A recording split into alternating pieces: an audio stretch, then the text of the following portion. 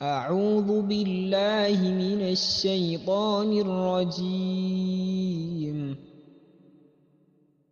بسم الله الرحمن الرحيم.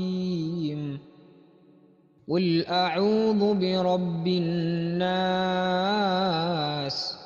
ملك الناس، إله الناس،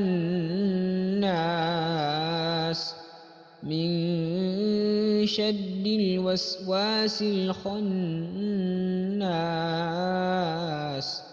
الذي يوسوس في صدور الناس من الجنة والناس.